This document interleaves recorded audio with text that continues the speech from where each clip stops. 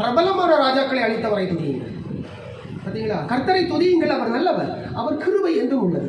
பிரபலமான ராஜான்னு சொன்னால் இங்க அடுத்த வசனம் என்ன சொல்லுது? எமோரியரின் ராஜாவாகிய சீகோனை அழித்தவரை துதியுங்கள் இல்லையா? இந்த சீகோன் என்ன பண்ணான்னு தெரியுமா? இஸ்ரவேல் மக்கள் எகிப்திலிருந்து ஆண்டவர் தான் விடுதலை பண்ணி கொண்டு வராரு. சீகோனுக்கிட்ட என்ன பண்ணுறாங்க? வழி கேட்குறாங்க. சீகோன்ங்கிறது வேற யார் தெரியுமா? எமோரியர்கள் யார் தெரியுமா? கானானிய வம்சத்தில் இருந்து வருகின்ற பிரிகின்ற இன்னொரு டைனாஸ்டி, இன்னொரு வம்சம். அது காம் வம்சம். கானான் வம்சத்தில் பிரிகின்ற இன்னொரு வம்சம் எமோரியர்கள். அவர்களும் பெரிய ராஜாக்களாக இருந்தார்கள்.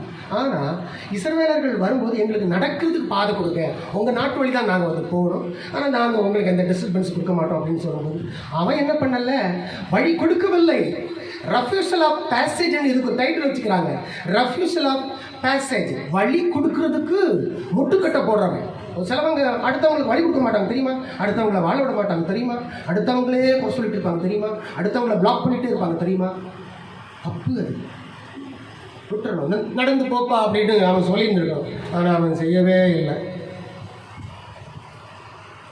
அவன் இஸ்ரவேலை எதிர்ப்பதற்கு புறப்பட்டான். எண்ணாகமம் 21:23 தான் அதை வாசிக்க முடியும். இஸ்ரவேலுக்கு உத்தரவு கொடாமல்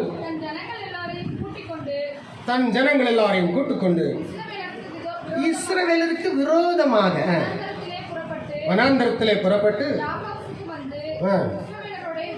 இஸ்ரவேலோட யுத்தம் பண்ணினா. பார்த்தீங்களா? இதுக்கு என்னையா நியாயம் இருக்குது? அவன் வழிதானே கேட்டான். வழி கேட்டவனுக்கு நீ வழி கொடுக்கணும். ஏதாவது உன்னுடைய சொத்தோ இல்லை உன்னுடைய பயிர் வகையில் ஏதாவது தொட்டான் என்ன, நீ என்ன பண்ணியிருந்துருக்கலாம்? அவனை அடிச்சுருந்துருக்கலாம், சண்டை போட்டுருக்கலாம். ஆனால் காரணம் இல்லாமல் சண்டைக்கு போயிட்டாங்க பாருங்க. கடைசியில் இஸ்ரவேலர்கள் வெட்டி போட்டார்கள். அதே வசனம் நீங்கள் பாருங்க. இஸ்ரவேலர் அவனை பட்டை கருக்கினால் வெட்டி அப்படின்னு இருக்கா? 24 இருக்கா? இதான் வேணும்னு வம்புக்கு போகக்கூடாது அப்படின்னு சொல்கிறது.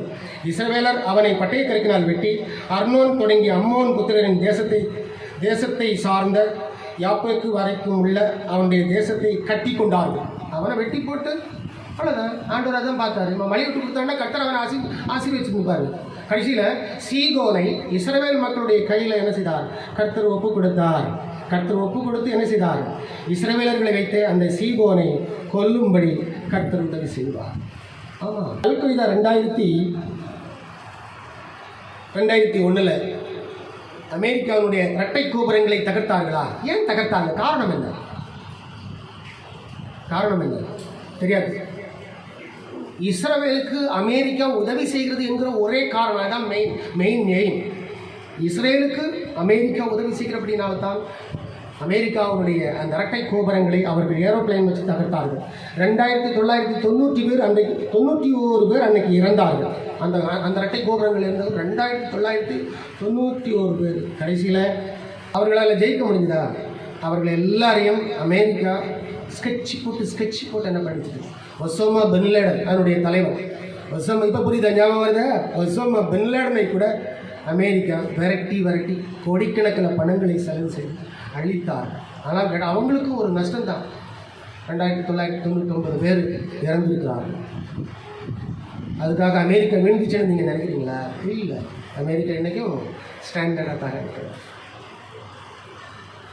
கர்த்தர் கைவிடல அமெரிக்கா. இஸ்ரேலுக்கு உதவி செய்கிறபடினாலே சீகோனை அழித்தது போல இப்படி ஒவ்வொரு காலங்களிலும் நமக்கு எதிரிகள் உண்டு. நாட்டுக்கு நாடு எதிரிகள். சீகோனை கர்த்தர் அழித்தார். இப்போ கூட உக்ரைனை ரஷ்யா தாக்கிட்டு இருக்கிற காலங்களில் உக்ரைனுக்கு ஆதரவாக யாருமே வரல. பின்னாடி இருந்து நேட்டோ நாடுகளோ அல்லது யூரோப்பியன் யூனியன் நாடுகளோ உதவிக்கு வரவில்லை. ஆனால் பின்னாடி இருந்து உக்ரைனுக்கு ஆயுதங்களை கொடுத்து என்ன செய்கிறார்கள்? ஒரு சப்போர்ட் செய்கிறார்கள்.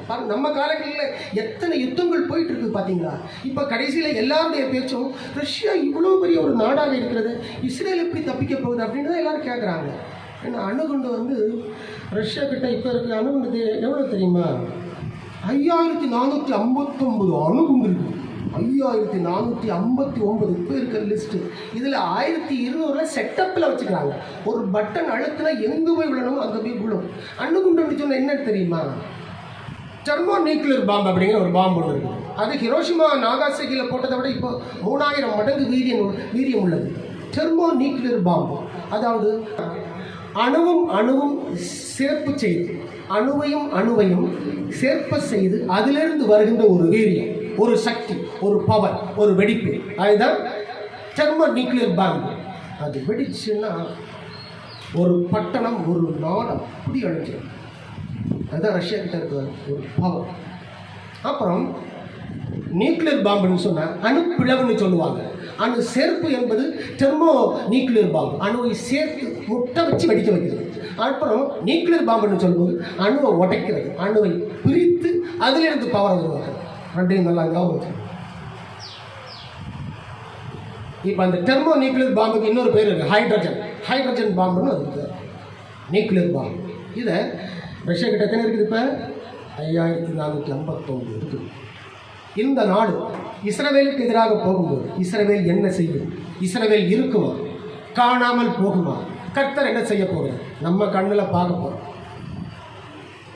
சீகோனை இவர்கள் சீகோனிடத்தில் இருந்து பார்த்தீங்களா கர்த்தர் விடுதலை கொடுத்தார். இந்த மாதிரி நிறைய இருக்குது, பைபிள்லேயே நிறைய இருக்குது. பெரிய பெரிய ஆளுங்களை, பெரிய பெரிய ராஜாக்களை முறியடித்தவர் அப்படின்னு வருவாங்க. பெரிய பெரிய ஆளுங்களை முறியடிக்க, அதுதான் பைபிள், அதான் கர்த்தர். இஸ்ரவேலுக்கு ஆதரவாக கர்த்தருடைய கரம் இருக்குது. அந்த இஸ்ரவேலின் தேவனை நீங்கள் நம்பும்போது உங்களுக்கு ஆதரவாக அவருடைய கரம் இருக்கு. எமோரியன் ராஜாவாகிய சீகோனை அழித்தவரை துதியுங்கள், அவர் கிருபை என்று உள்ளது. கர்த்தரை துதியுங்கள், அவர் நல்லவர், அவர் கிருபை என்று உள்ளது. இந்த